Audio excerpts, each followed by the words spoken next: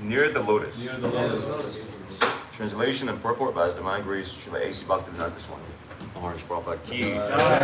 Those who drink through oral reception, fully filled with the nectarian message of Lord Krishna, the beloved of the devotees, purify the polluted aim of life, known as material enjoyment, and thus go back to Godhead, the lotus feet of Him, the personality of Godhead. Report the sufferings of human society are due to a polluted aim of life, namely lording it over the material resources. The more human society engages in the exploitation of undeveloped material resources for sense gratification, the more it will be entrapped by the illusory material energy of the Lord. And thus the distress of the world will be intensified instead of diminished. The human necessities of life are fully supplied of food, grains, milk, fruit, wood, stone, sugar, silk, jewels, cotton, salt, water, vegetables, etc., in sufficient quantity to feed and care the world, as well as the living beings on each and every planet within the universe. The supply source is complete, and only a little energy by the human being is required to get his necessities into the proper channel. There is no need of machines and tools or huge steel plants or artificially creating comforts of life. Life is never made comfortable by artificial needs, but by plain living and high thinking. The highest perfectional thinking for human society is suggested here by Shukadeva Goswami, namely sufficiently hearing Srimad Bhagavatam. For men in this age of Kali, when they have lost the perfect vision of life, this Srimad Bhagavatam is the torchlight by which to see the real path. Srila Jiva Goswami Prabhupada has commented on the Katamritam mentioned in this verse and has indicated the Srimad Bhagavatam to be the nectarian message of the personality of Godhead.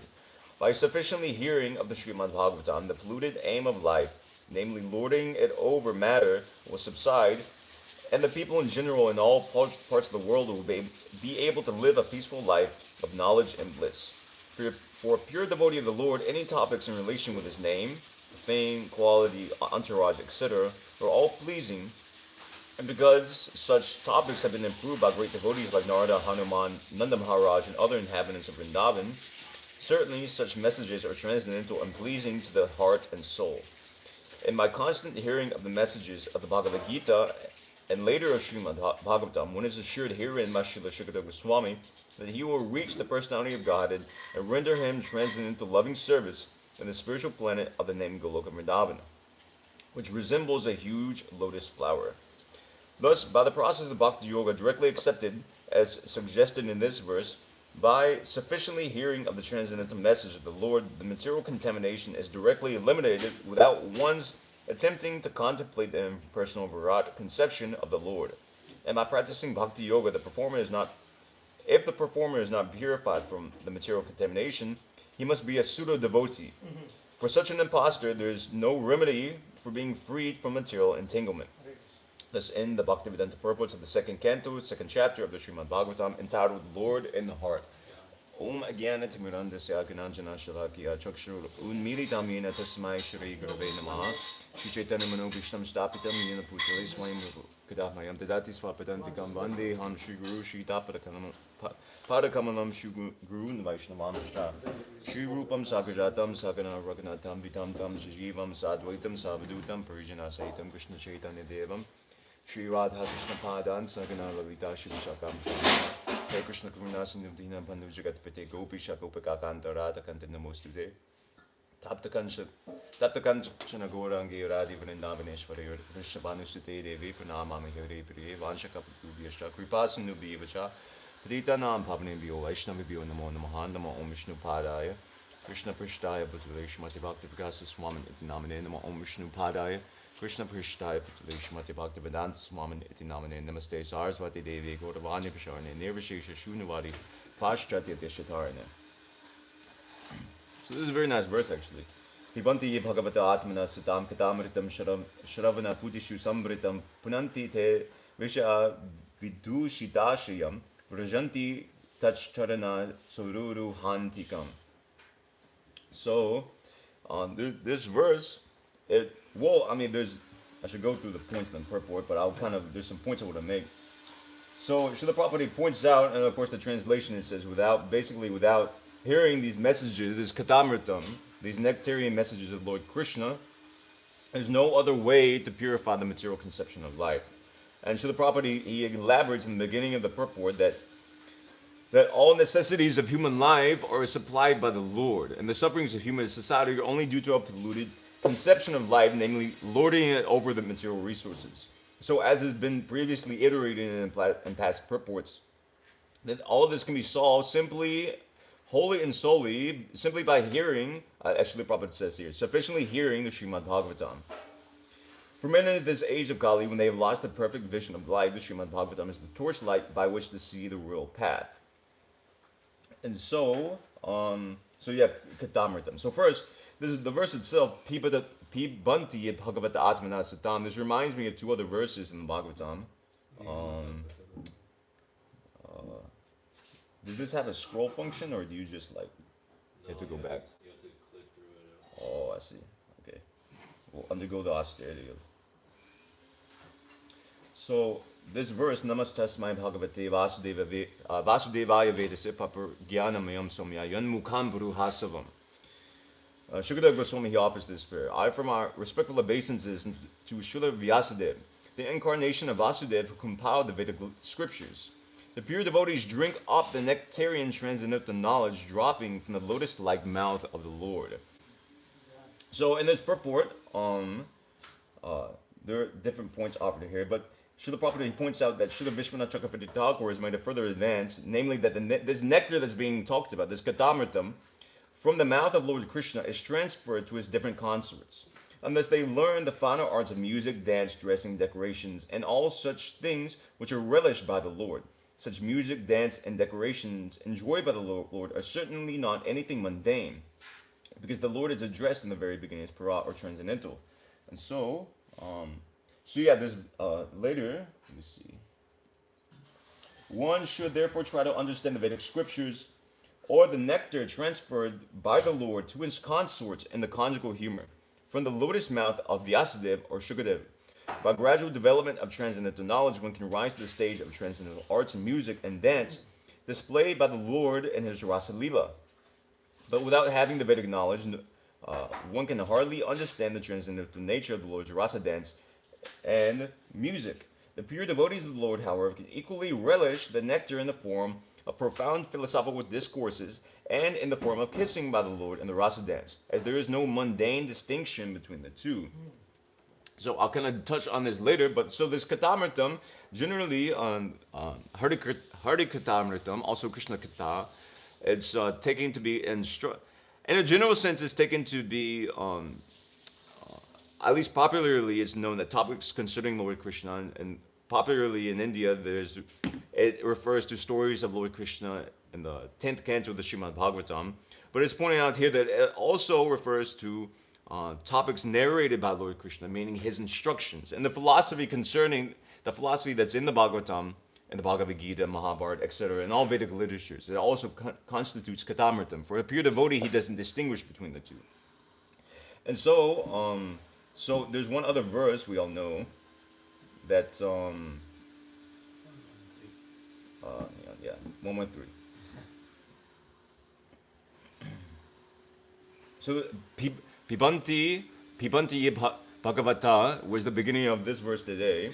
And so similarly, Nigama Kalpator Galitam Padam Shukamukadam Ritadurava Samyutam Pibata Bhagavatam Rasamalayam Hur Ahurasika Bhubi Bhavukaha. So all the Bhagavatam is interconnected. All these points are being made in a logical sequence to elevate the leader. And of course, the famous translation, O expert and thoughtful men, relish Srimad Bhagavatam, the mature fruit of the desire tree of Vedic literatures, is emanated from the lips of Sri Shukadeva Goswami. Therefore, this fruit has become even more tasteful, although its nectarian juice was already relishable for all, including liberated souls. So this Bhagavatam, these nectarian messages of Lord Krishna, they're not only relishable, they not only extinguish the fire of material existence and provide all material necessities of life, as Srila Prabhupada has pointed out in the purport, in the form of wood, stone, vegetables, etc. like this. It's even relishable for those who are on the liberated platform, and the example is given here, Srila Shukadeva Goswami. So in this purport, I just picked out some points because it's a long purport, so I'll just read from my points. So this relishment of this katamrita is done, as was mentioned in the word for word today. It fills the holes of the ears. This amrita, this nectar, this depthless nectar, is taken through oral reception. Traditionally, we understood that it is nectar is to be drunk, but this nectar is to be drunk through the ears, and it is relished by the devotees. Every Bhagavatam, every verse of the Srimad Bhagavatam, Srila Prabhupada points out in the first verse purport, is replete with spiritual mellows of rasa. Every single verse is directly Krishna himself. And for the pure devotee, he can directly perceive this. Every single verse is full of different varieties of rasas and different meanings, and it's so relishable to the pure devotees. And you see that just like I just pulled up this Namastasmai Bhagavate verse, and you see Srila Vishwanath Chakravarti Srila Prabhupada gave one translation. Srila Vishwanath Chakravarti Thakur, he gives another translation. Srila Jiva Goswami, he gave another sort of translation. They're all in agreement with each other because it's bringing out the different aspects of the Bhagavatam, approaching it in a different way and seeing things in a different light. Because each, as has been mentioned previously, Sanskrit verses can be, according to the division of the Sanskrit, and according to the meaning of the words, can be analyzed in different ways. Just like the word sat can be taken to mean so many different things. It could be taken to mean the word truth. It could refer to devotees. It could refer to Vedic knowledge. It could refer to Brahman, etc. like this. So there's so many different meanings contained in the Bhagavatam. It never gets old. It never ages, and it's always fresh and new, and it's always relishable. Therefore, one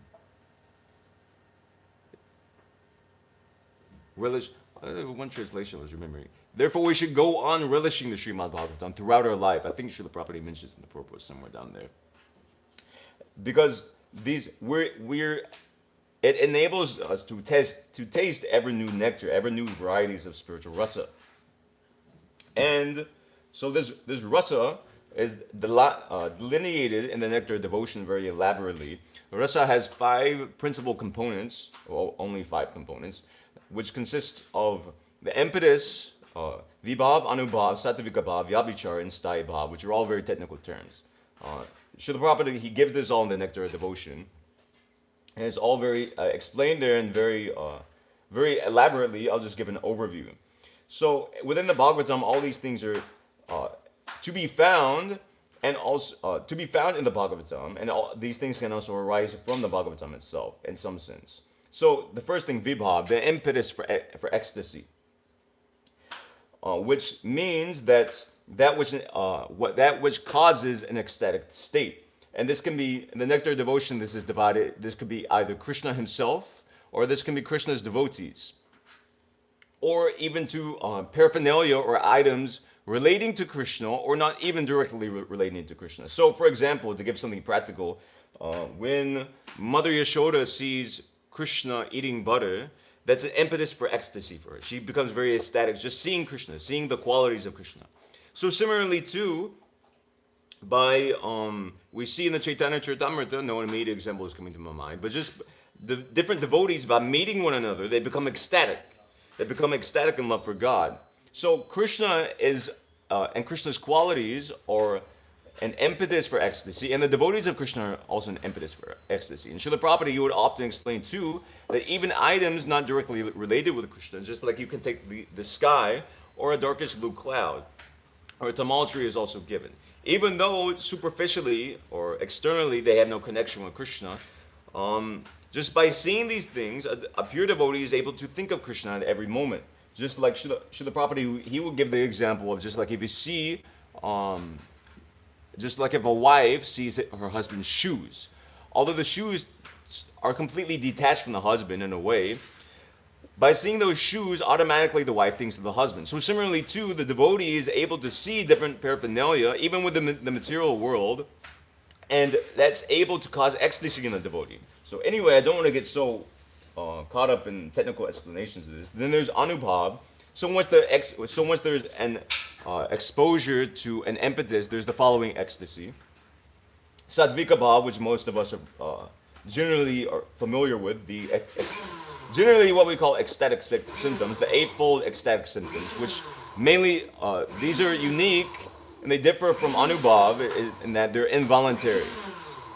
Things like the romansha kampa shutaranga bhaju, the hair standing on end, crying, etc. like this. All of this cannot be checked. Similarly, there's Vyapichari Bhav. Srila Prabhupada translates the nectar devotion as a sort of disturbing ecstasy. Also can be taken in the sense of almost like it's a difficult explanation, but it's almost like akin to waves, disturbing waves in the ocean of rasa. They keep things ever new. So I don't want to enter into so much technicalities. And then there's of course Sthai Bhav, which is the consistent ecstasy experienced by a devotee, meaning Shanta, Dasya, Sakya, Vatsalya, and then Madhurya Rasa. So these are Vibhav, Anubhav, Sattvika Bhav, Vyabhichari Bhav, and Sthai Bhav. When all these 5 ingredients come together, there's what's created known as rasa, or spiritual mellows. And this is found throughout the Srimad Bhagavatam. All of these 5 ingredients combine, and they combine in a proper way. Otherwise, what's produced is what's called rasabhas, or prakata ras, meaning mellows, spiritual mellows, or mellow what looks like mellows, but isn't actually spiritual mellows. And there's different examples of this, throughout history and throughout the Vedic literature as well. Just like in Chaitanya Charitamrita, there was one Bengali poet from Bangladesh that wanted to see Chaitanya Mahaprabhu, and I'm just forgetting the details, but he wrote a drama. And of course, before presenting anything to Sri Chaitanya Mahaprabhu, the system was one must go through Swarup Damodar Goswami, who would screen whatever literature, whatever poems, whatever songs people wanted to present to Lord Chaitanya, because if Lord Chaitanya heard anything against the principles of pure spiritual rasa, he would become very disturbed and unhappy. So Swarup Damodar Goswami, he would screen everything that's coming to Lord Chaitanya and make sure it only talks about principles of pure devotional service. So there's one poet from Bengal who, in very flowery language, basically described Lord Jagannath as, I don't exactly remember the verse, as Krishna in wood, more or less, having as Brahman taking the form of wood, something like this, as impersonal Brahman taking the form of wood. And so it was described in a very nice language. If you read the verse, it's very nice Sanskrit and it's very pleasing to read. But it was contaminated with Mayavad philosophy. So it looks very, it may look very relishable, and even actually all the devotees in Jagannath Puri, this poet, he was telling his drama to so many of the devotees in Puri, and so many of them were praising him for the quality of his work, actually, saying that you should present this to Mahaprabhu, you should go, even devotees of associates of Lord Chaitanya. But Swarup, Srila Prabhupada has a purport over there, paraphrasing, that says Swarup Damodar Goswami, he very intimately, very expertly understood the mellows of devotional service and what is in line with both proper combination of rasa and proper siddhanta, and what is against it. I'm just trying to think what, I believe it was Jagannananda Pandit who was encouraging this poet to go. I'm just forgetting exactly. But anyway, this point is that something may look very spiritually relishable, and something may look very a very nice composition, and something may look Krishna conscious, but without proper, without hearing from the proper authority and without proper discrimination, we can easily be misled by topics of rasabhas, and more prominent within this material world, prakata ras, that which looks to be taking that which is material as something spiritual. So therefore, in this purport, this 113, Srila Prabhupada says, I'll just read from my notes because otherwise it's a huge purport. Srila Prabhupada writes, the subject matter is presented, so the subject matter of rasa that is contained with the Bhagavatam is known as Rasa Shastra, is presented through the lips of Srila Shukadeva Goswami, that any sincere listener that hears submissively can at once relish transcendental tastes which are distinct from the perverted taste of the material world.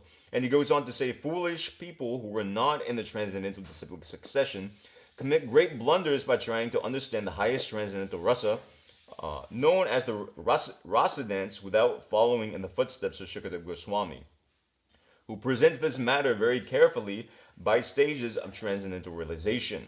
So this, the point, and I'll hit more on this, but the point is that we should hear this message is very relishable, and it's the life and the soul of the devotees. Actually, it extinguishes the fire of material existence, but it's to be heard in a proper way by the proper person. And this is elsewhere confirmed in the Bhagavatam. That anyway, since I mentioned it, I'll just pull up this verse. So Srila Jiva Goswami, he points out the word in this verse today, katamritam. And it's a very famous verse.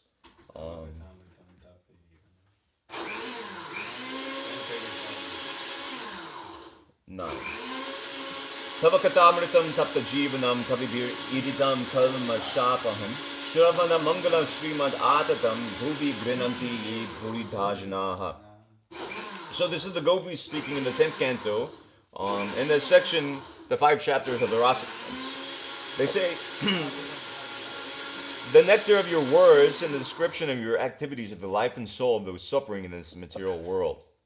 These narrations, transmitted by learned sages, eradicate one's sinful reactions and bestow good fortune upon whoever hears them. These narrations are broadcast all over the world and are filled with spiritual power. Certainly those who spread the message of Godhead are most munificent. So this katamritam is the life and soul of the devotee, and the devotee, the pure devotee, he makes it his life and soul, not only to imbibe and relish it, but also to distribute this katamritam. An example of this, so this katamritam is able to extinguish, as mentioned in today's text, it's able to extinguish the fire of material existence and mitigate all material miseries. And a practical example is given in the 10th canto early on. And Maharaj Prabhu himself. This verse comes, Naishati du sahag shumam tyaktodam api badhati pibantam dvan mukham bhojat shutam harikatamritam. Very similar, somewhat similar Sanskrit, the same words are being used. Pibantam, meaning he's drinking, Maharaj Prabhu, he's drinking this katamritam from Shukadeva Goswami. And the result, he says, because of my vow on the verge of death, I have given up even drinking of water. Yet, because I'm drinking the nectar of topics about Krsna, which is flowing from the lotus mouth of your lordship, my hunger and thirst, which are extremely difficult to bear, cannot hinder me. So this is a practical example of how this katamritam it mitigates all. Here's a historical example that showing how katamritam can mitigate all difficulties in material existence. Srila Prabhupada was making the point in the purport that it can be, this katamritam, the Lord can provide everything for the population, all material necessities of life. And by hearing Srimad Bhagavatam, that is sufficient for the people. Yet, even a higher platform than that is that by hearing this katamritam, one approaches a point, by proper hearing, one can approach a point where he doesn't even need the so-called material necessities of life. As we see Maharaj Parikshit, that food, water, etc., he doesn't require anymore, sleep, etc. Because he's completely transcended the material body platform. Another example is given in this purport near the end of the effects of this katamritam. In relation to the Krishna consciousness movement, we actually see that those who have tasted the nectar of Krishna Katha lose all material desires, whereas those who cannot understand Krishna or Krishna Katha regard Krishna conscious life as brainwashing and mind control. While the devotees enjoy spiritual bliss, the non-devotees are surprised that devotees have forgotten material hankerings. Srila Prabhupada wrote this in 1977, and what was going on then is still going on now. The devotees are joining the... yeah. So devotees are not devotees, but materialists, practically speaking, pious, having some sort of pious credit, they're joining people with full of material desires. They're joining the Krishna consciousness movement, and they're becoming completely purified of all material desires. They're giving up illicit sex, meat eating, intoxication, gambling, completely dedicating their life. The same thing the gopis, completely dedicating their life to the topics of Lord Krishna, not abandoning any concerns for this material world. So here, even if you take Maharaj Parikshit as just some, story in a book, still here's a practical example of the effects of this Katamrita. That is not a material thing. So too, one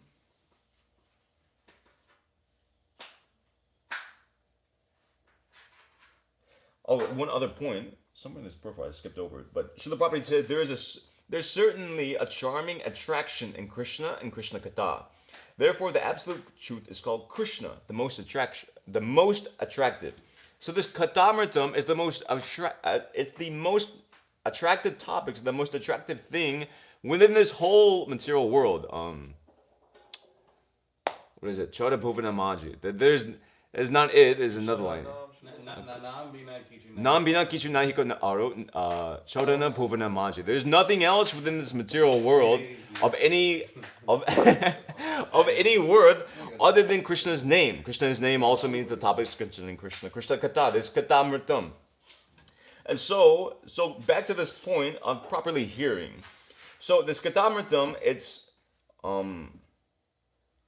heard in a proper process. And it's not such. Anyway, I'll speak on that. I'll get to that. But so, in the first canto of the Bhagavatam, there's a verse that comes. Sutta Goswami says this: Parikshit to Rajarshir Janma Karma Vilapanam Samstam Chapandu Putranam Bhakshya Krishna Katodayam.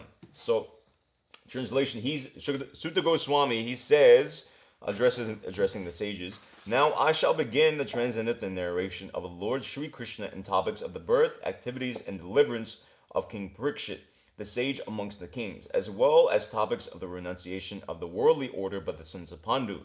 So this is Sutta Goswami's official, you could say, narration of the Bhagavatam, him getting actually into topics of Lord Krishna. And why I'm quoting this, there's a significant translation Prabhupada puts here, that's in the Sanskrit itself. Krishna Katha Udayam. Srila Prabhupada gives the translation, that which gives rise to the transcendental narration of Krishna's, the Supreme Personality of Godhead. So this word Udayam, it literally means give rise. Most of us may be familiar with, just like Udilo Arana means the sun is rising. Similarly, Shravanani Shuta Chitta Korale Uday, that Krishna consciousness arises in the heart of every living entity. So similarly too, Sutta Goswami, he begins his narration of Krishna Katha talking about the Pandavas, talking about Maharaj Parikshit, talking about the devotees of Krishna.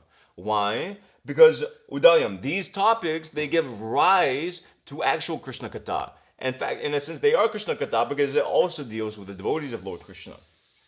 So we see the example of how Sutta Goswami, who heard the Bhagavatam, how he is presenting it. So in here, let me see if I can find this. There's a class of less intelligent devotees of the Bhagavad Purana who desire to relish at once the activities of the Lord narrated in the 10th canto without first understanding the primary cantos. So, skipping a little bit, Krishna and his pure devotees like the Pandavas are on the same plane. Krishna is not without his devotees of all the rasas. And the pure devotees like the Pandavas are not without Krishna. The devotees in the Lord are interlinked and they cannot be separated. Therefore, talks about them are all Krishna Katha or topics of the Lord.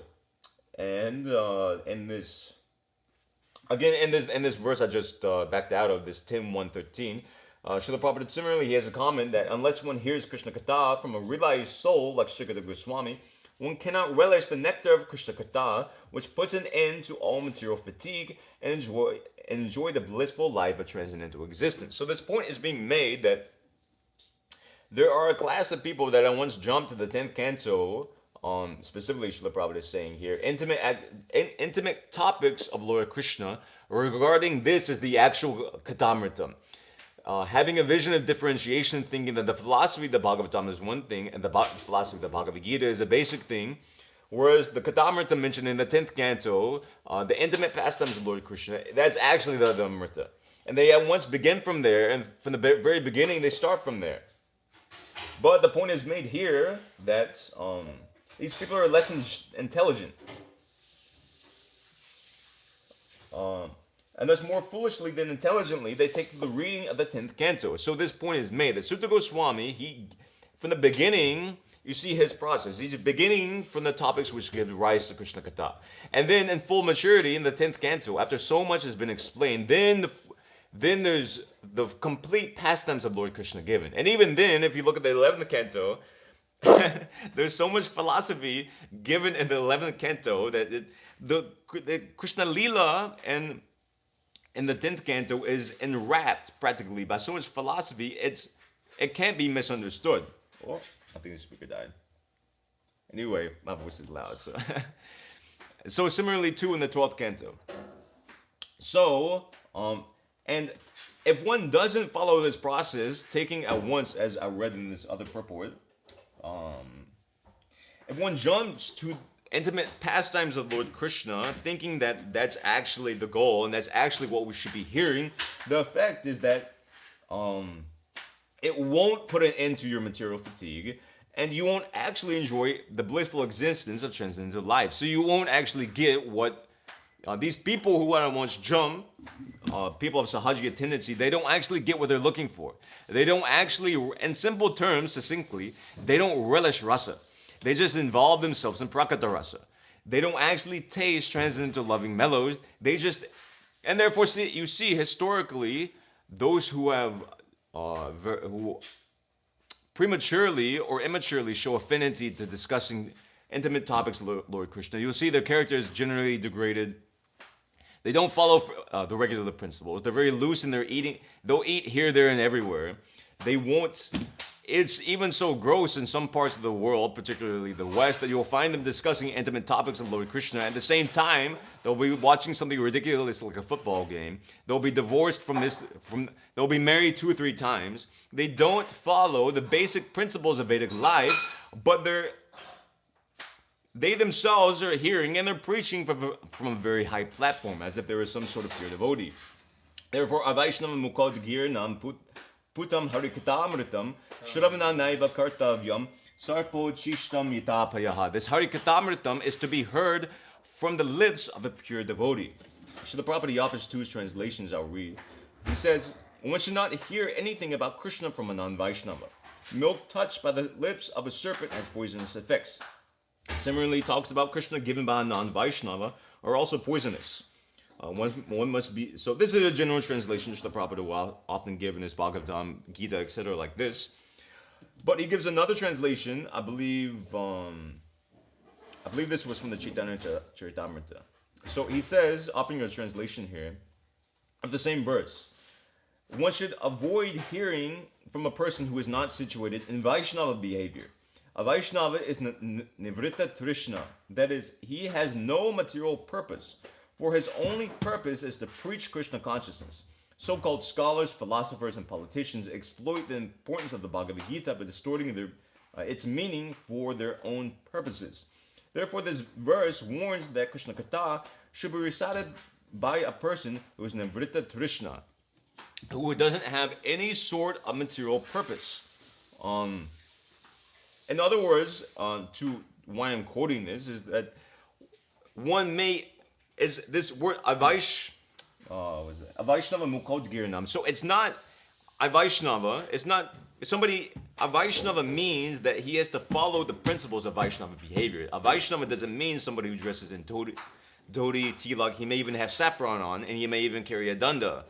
But that doesn't mean he's a Vaishnava. Vaishnava means he follows the instructions of Lord Krishna as is given in the Bhagavatam, as is given in the Bhagavad Gita, and those instructions and proper sadachar, proper behavior that was given by the previous acharyas, and the example set by them. Also, how they discuss spiritual topics. It's not that another general principle, but one speaks from the topics spoken by the previous acharyas. Generally, one will quote verses quoted by the previous acharyas, and like this, and one will follow in their footsteps. It's not that somebody is as if a self-made guru. So, therefore, it's important that we should distinguish as to who is a bona fide speaker of the Bhagavatam, who's a bona fide speaker of spiritual rasa, and who's just a sham, who's just imitating. He may be speaking something from the Bhagavatam, and he may be speaking something spiritual, but it's actually just all material. He's tainted it, as the example was given, milk is naturally very relishable. So similarly too, Harikatamritam is naturally very relishable, but when milk, when touched by the lips of a serpent, becomes poisonous. So similarly too, Harikatamritam, especially this Katamritam, especially higher topics, when touched by the lips of Sahajias, or false devotees, or scholars, philosophers, etc., mundaners, it becomes poisonous actually. And instead of decreasing one's material desires, the effect is exactly the opposite. It increases one's material desires. Therefore, amongst the Sahaja community, you see illicit sex was so prominent, and is so prominent today. And so continuing on this point of hearing from a bona fide source. So, it's very important, and so much could be said on this. Historically, you see there are 13, or I say historically, Srila Bhaktivinoda Thakur, he delineated 13 deviant Vaishnava sects. Just to pull one example from that, Atibadi. So Atibad, it was propounded by one Jagannath Das of Orissa, and Jagannath Das was the first one to render the Bhagavatam into Orissan language, not as a translation, not a literal translation, but sort of a flowing summarization of the past times. And Jagannath Das, he added 5 chapters to the Bhagavatam, a whole separate canto. Generally, the Bhagavatam has 12 cantos. His edition of the Bhagavatam had 13 cantos. So he just added a 3rd canto to the Bhagavatam. And his dealings, he actually met Lord Chaitanya Mahaprabhu. In brief, he met Lord Chaitanya Mahaprabhu, and he had contemporarily composed his rendition of the Bhagavatam. And he wanted to read it to Lord Chaitanya. Similar to Vallabhabhata, but Vallabhabhata is a pure devotee, whereas Jagannath Das is somebody, he's deviant.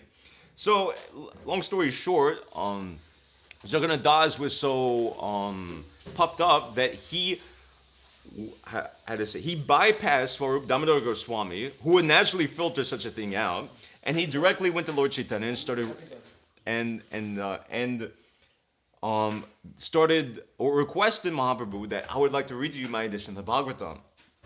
And so Lord Chaitanya, he's omniscient, he's the Lord, he knows, and he said to him, no, you're very great. I'm not as learned as you. You are, and therefore this word atibadi, meaning that very great, too great in 2 senses, in that he's made his Bhagavatam too great by adding extraneous content that he just speculated, and he himself came before Mahaprabhu in a very puffed up mood.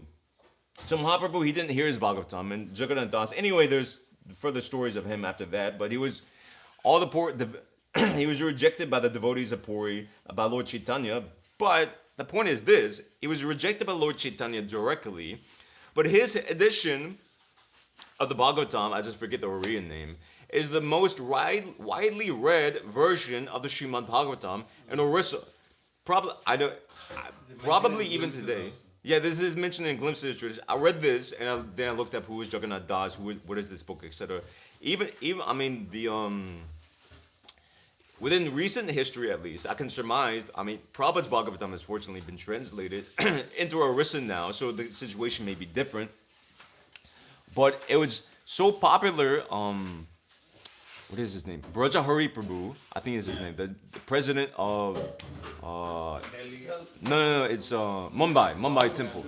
So he was recounting his childhood, and he says, he grew up in a village surrounded by Brahminical culture, and they would hear, not only him growing up, but everybody would hear this version. He's from Orissa, obviously. They would hear this version of Jagannath Das's Orissan translation of the Bhagavatam. So it's very prominent, and he surmised that there must be, during his time, there are millions and millions of people reading this version of the Bhagavatam every single day.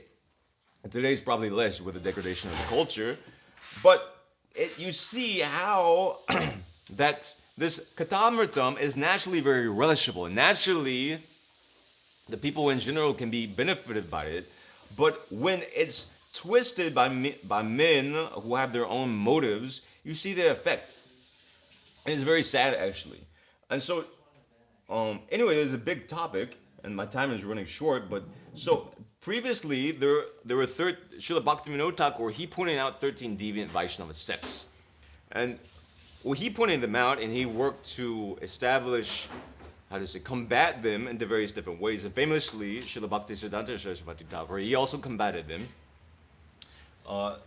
In fact, he practically eliminated them to the point where today it's very insignificant. Well, they're still there, but if you see how, the Sahajias, the Jata Gosanis, the Smartas, etc., like this, if you see the opposition that Srila Bhaktisiddhanta faced, whereas what Srila Prabhupada faced, you see the work that Srila Bhaktisiddhanta Saraswati Thakur did in combating that.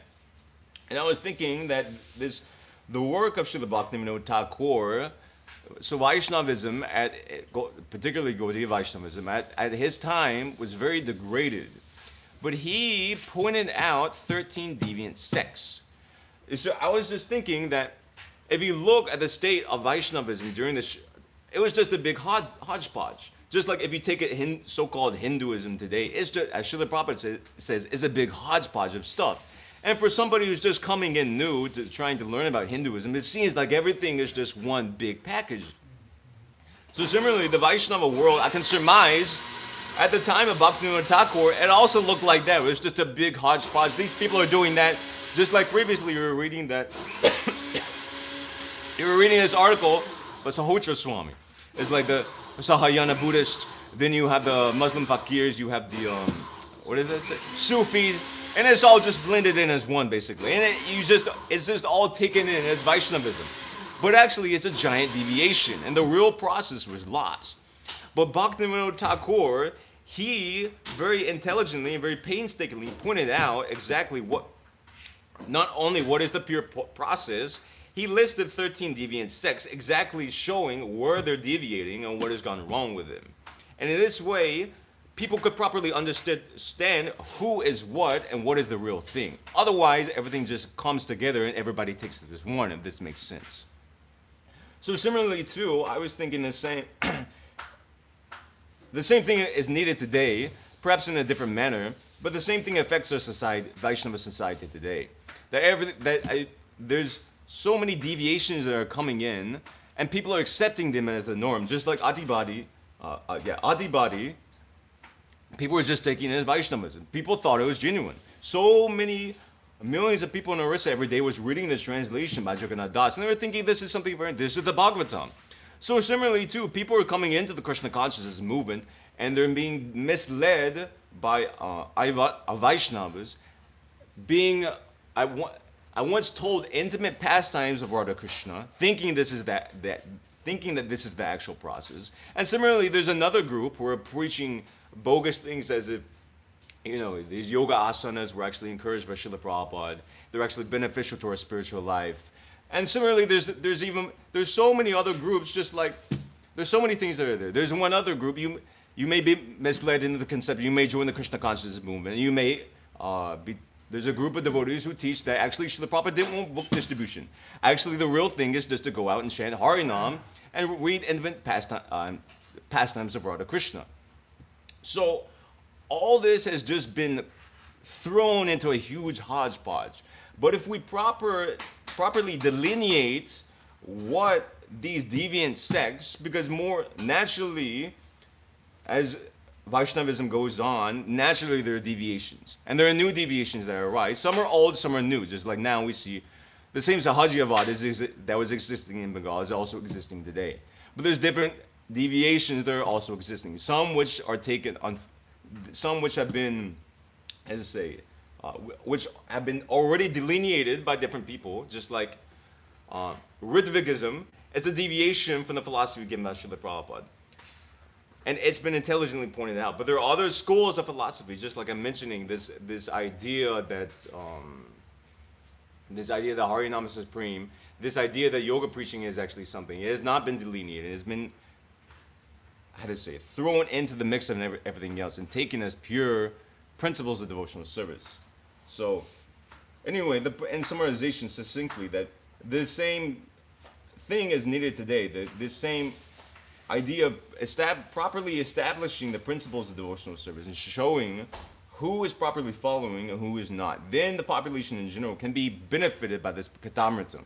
Then the effect of this katamritam will be that one's material desires will diminish, and all the material necessities of life will be provided for. So, there are some other points that purports, but we've generally covered them in previous classes, at least when I was hearing. So I can end my class there. I'm open for any comments or questions anybody might have at this point. This verse that you quoted,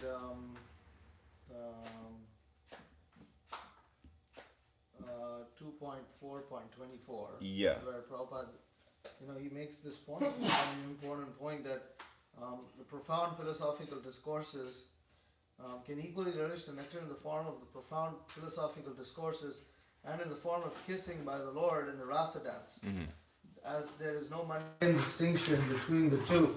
Our acharyas further explain that profound philosophical discourse is the Vedanta Sutra. And actually the Vedanta Sutra describes the esoteric pastimes of Radha, which is what Suhotra Maharaj has also revealed. It's in line with the predecessor acharyas. So, therefore, it's not difficult to understand why Bhakti Siddhanta Saraswati Thakur, for instance, decided to speak Upanishads on the banks of the Radha Kund, on the bank of the Radha Kund.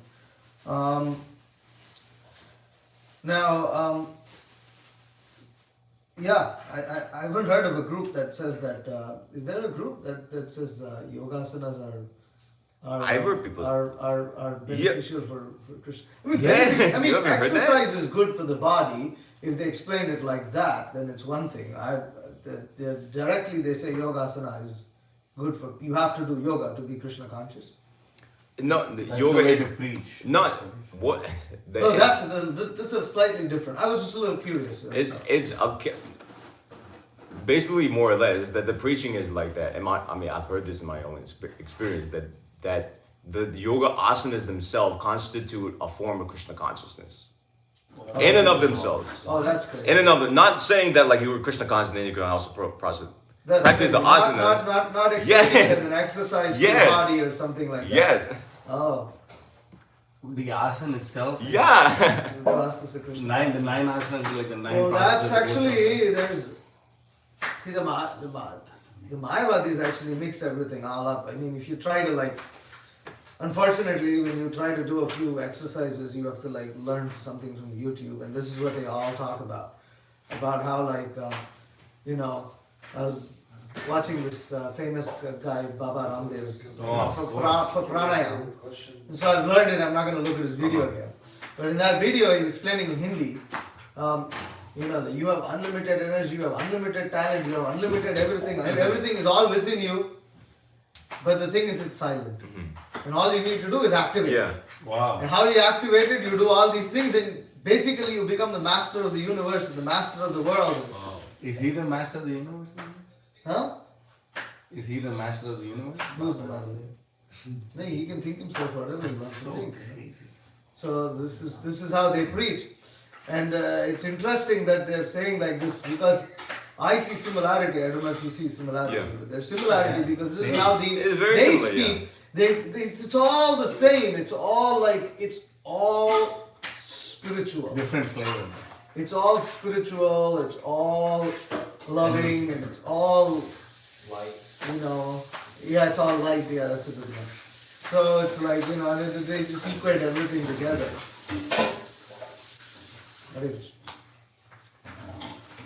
I was just a small comment is that as obviously Mayavad would, even though he's not directly talking Mayavad philosophy, you can just understand. What do you mean you have unlimited? Yeah, exactly. You are unlimited actually. That's the thing. But you're limited. They say well the jiva. If you really nitpick it, you could say well the jiva has the capability of 78%. unlimited bliss, unlimited knowledge, and it is eternal. So they're all infinite terms. All Satchit Ananda is all actually infinite terms.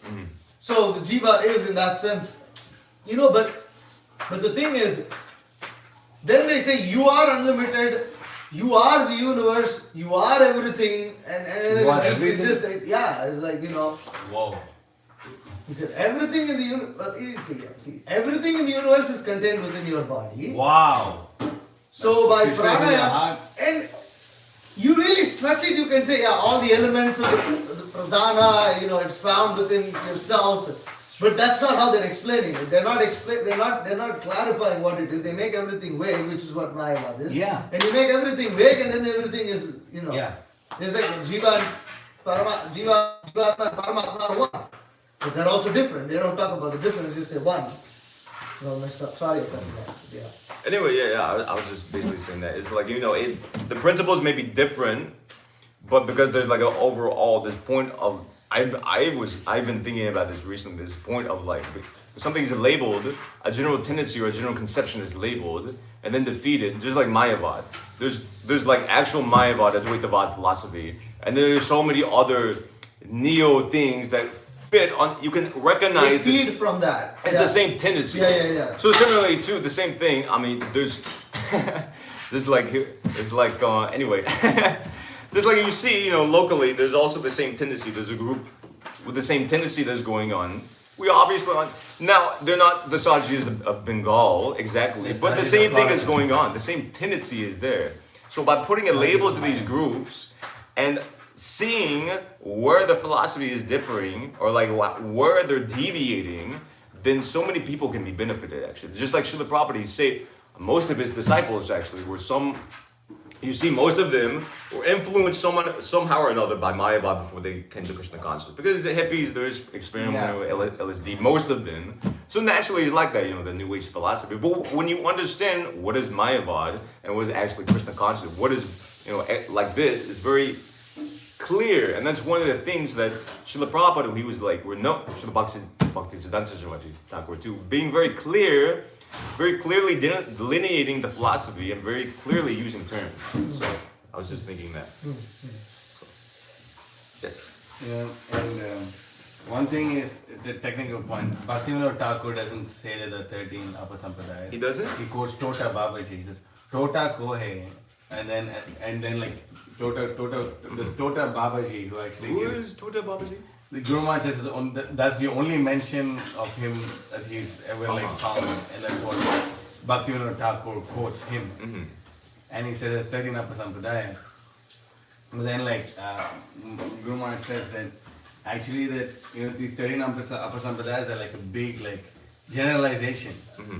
But actually if you go to every Sahaja village of Bengal, every village which is not following properly, you'll find that unlimited variations of these. Yeah, exactly. Deviations. Yeah, that's what I mean. And we can see according to the modes of material nature that people are influenced by, their twist on the Sahajavad is they're also Yeah. it's it's so different, they have their own thing, their own flavor to it, And the more the more we come to the West, the more it's sensual and more sensual it becomes also, We also see that their whole, because the whole underlying, because bottom line is how can I bring Krishna consciousness into my current stage of conditioning and exploit it.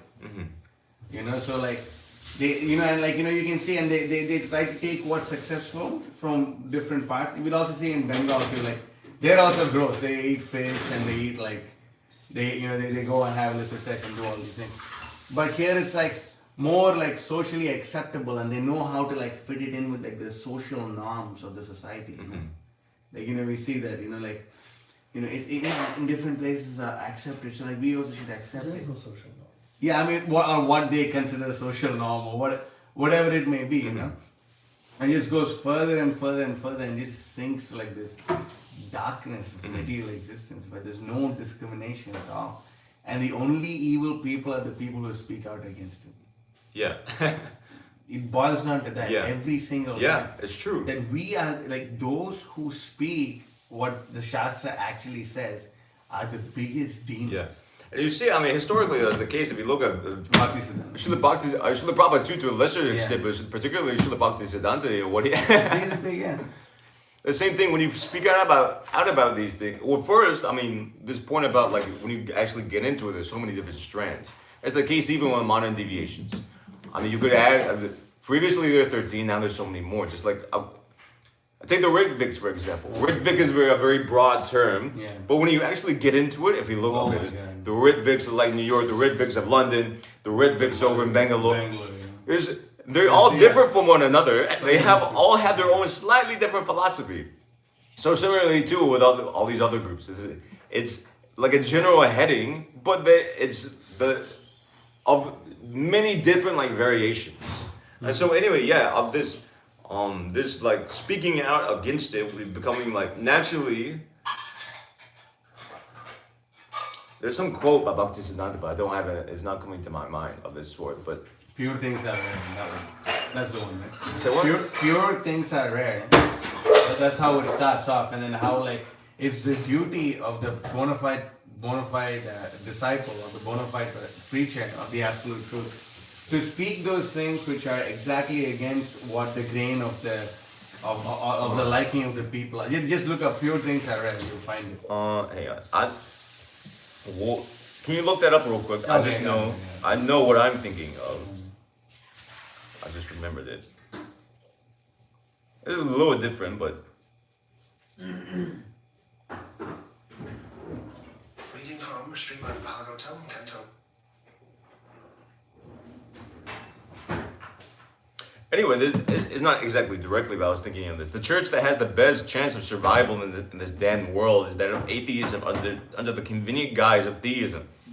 The churches have always approved the staunchest upholders of the grossest form of worldliness, etc. like that. But the point he makes is that which is the most deceiving or that which is the most deluding is the most accepted within this world, whereas that which is actually gives, real truth and real knowledge, it's inevitably condemned within this world. And you see that. There's one other quote, but it's somewhere in the Bhaktisiddhanta Vaibhav. I can't exactly think of his language. Do you have his? I'm still looking. While he's looking, I could take more questions or comments if people have. I like the saying about how if you go door to door with like a gumball machine like Ring, like a toy Ring, so many people buy it because it's amazingly cheap. But if you go door to door with a diamond, no one can afford the diamond. So many people join Krishna consciousness, starting with the understanding that the material world is a scam, and everyone who's buying into that.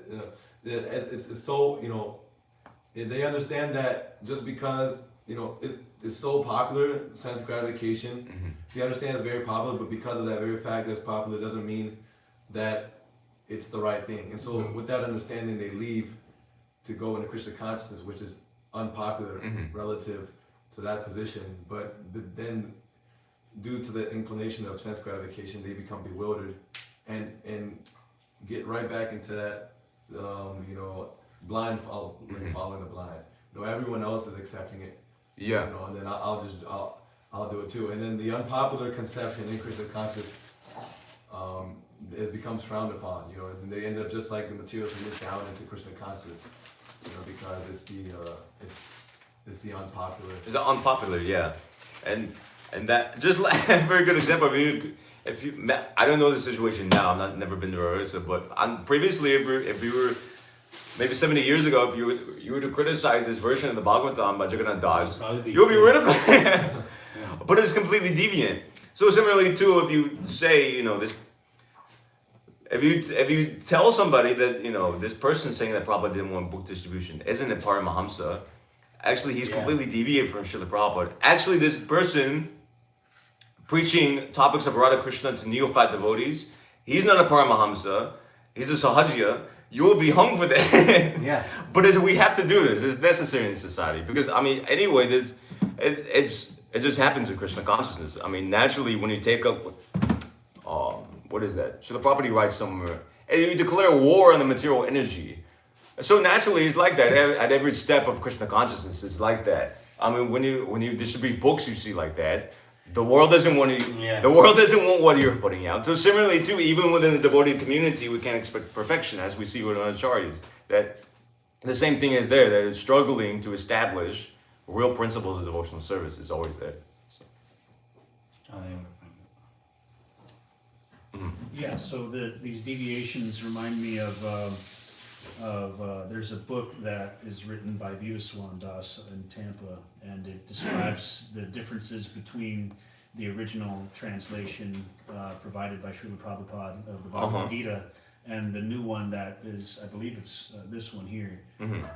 And in contrast, you know, this even the Christians, they have this thing in the Bible that says that the words of God in the Bible shall not be changed, but you know, over time, translations and whatnot, it's progressively changed so much that the meaning, the original meaning, is misconstrued. You know, so at some point, you know, eventually, with so many deviations, you know, the Bhagavad Gita could suffer the same thing. You know what I mean? So how is it that we're to differentiate, you know, the true meanings and you know, do we, at what point do we, you know, openly criticize? Like I know you guys' spiritual master has been kind of ostracized a little bit from the ISKCON community because of openly discussing and you know, and writing books about things like this. So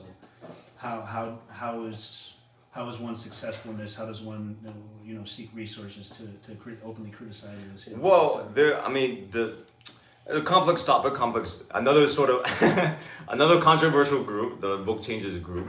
I mean, practically, just simply put, I mean, in relation to that, I mean, I would just quote from my own spiritual master that regarding this change in the Bhagavad Gita, some things there may be some points there, but at the same time, you can see the effectiveness of just distributing the Bhagavad Gita.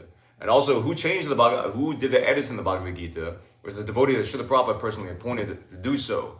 So it was done on Srila Prabhupada's order. And I read this version of the Bhagavad Gita. Somebody gave me this version of the Bhagavad Gita, and I came to Krishna consciousness. Similarly, the other devotees who joined full-time here who got this version of the Bhagavad Gita, they came to Krishna consciousness, and now they're also distributing this Bhagavad Gita. And people are chanting Hare Krishna, people are reading the Bhagavad Gita, people are eating Krishna Prasadam. So, as Srila Prabhupada intelligently said, judge by the result. So, the English of the 1972 Gita wasn't so clear. And if you read it, I mean, you can see it's okay, it's fine, but there's some drastic errors, just like my own spiritual master here points out. There's one verse where the verse itself is translated as it comes the planet of the pea trees. But the transcriber misheard Srila Prabhupada, and it's the planet of the P3. P3 is like a forefather, planet of the forefathers. But if you read the 1972 version of the Bhagavad Gita, you would think there exists some planet of P3 somewhere. Planet of trees. Planet of the trees. Planet of the trees. Okay, I'm sorry. The pea trees. That's your one. That's my own speculation. Anyway, the point is the same. So you see how, you know, that should be changed. You know, what you know, that's not in line with anything of it. It's just an outright error. So similarly, so many other things like that. And so similarly too, there are different ways. I mean, I don't want to get into. Missing purpose. Yeah, there's whole missing purports there. I had just one thing stands out in my mind that there's a quote from the 5th canto. It's 5.5 something. I think it's like 5.5.4 to 5.5.5. Prabhupada quotes 2 verses, and in the old edition, there's no translation for it. But in this version, the translation is actually given, which presumably Srila Prabhupada wanted. So anyway, it's a very complex topic, but the point is that you can see the result of it. So the Gita was edited by a devotee on Srila Prabhupada's order. And two, also, even I don't want to get so much into book changes, but even before the 1972 version of the Gita was published, that was also edited. And Srila Prabhupada, it's not as if he was going through every single page of the Bhagavad Gita. And I mean, if you examine the letters and how the Bhagavad Gita is edited with Hayagriva Prabhu and Roy Ram Prabhu, principally Hayagriva Prabhu, yeah, I mean, you see. But anyway, the point is this, simply put, that you can see the result. Now, as to the other part of your question, so how do you go about pointing out Could you elaborate? Could you just restate that? Because Just like how do you know when to criticize and when not to criticize? yeah. So what I'm understanding is we want to meticulously analyze, the differences, and as long as it's true to the original, Substance, the original, then it's okay if it holds true to the original translation. Yeah, if it meaning holds of true to the original process, just like Srila Prabhupada, he presented, you may not know, but so if you see the language of Srila Bhakti Siddhanta, I've seen you have this book Brahma Samhita. If you just glance in that book, the English of that the English of that book is very difficult to understand. So Srila Bhakti Siddhanta Saraswati Thakur, he wrote that, and he wrote and he spoke in very complicated English and even in Bengali. And even the concepts of Krishna consciousness he conveyed, the same concepts, but it could be taken in a very different language. The same concepts were communicated by Srila Prabhupada. I mean, just the fact he communicated in the English language means, you have to communicate because the same concepts that are there in Bengali language, Sanskrit language don't exist in English. But the original substance is the same. That's the point. Yeah. So what was given by Srila Bhakti Siddhanta, was there in the Bhagavad Gita, was given by Srila Prabhupada, is all the same substance. And how do you know that? You see the result. You see, particularly you study it in relation to the previous acharyas, and you see the result of it. So it's a very broad topic, but in some cases, just like as you were making the point, so, it says in it says in Nectar Devotion that you shouldn't turn your back to the deity, but somebody turns their back to the deity. Yeah. So immediately you can understand in Vedic literature, but the Goswamis, we should follow this. Right. It requires a bit of self-intelligence as well. But also there's the case of is the person, how to say, I mean, this was previously spoken on, but it's not always, we may not be able to always reform the person, but we should protect against the innocent, if that makes sense. Just like Jagannath Das, he wasn't going to listen to all the, Damodar Goswami, he would have pointed out that his version of the Bhagavatam was just nonsense, but he wouldn't listen to it. But the fact that the innocent people in general should know that this version of the Bhagavatam is bogus, even though he himself can't be reformed. Does that make sense? Yeah. So anyway, that's a very, very complex question, but that's okay. Okay, it's almost 9, so anything else? Okay. Srimad Bhagavatam ki jai. Srila Prabhupada ki jai.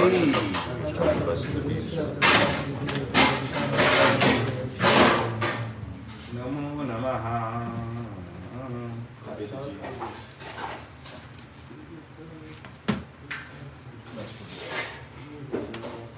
Where's the charger for this?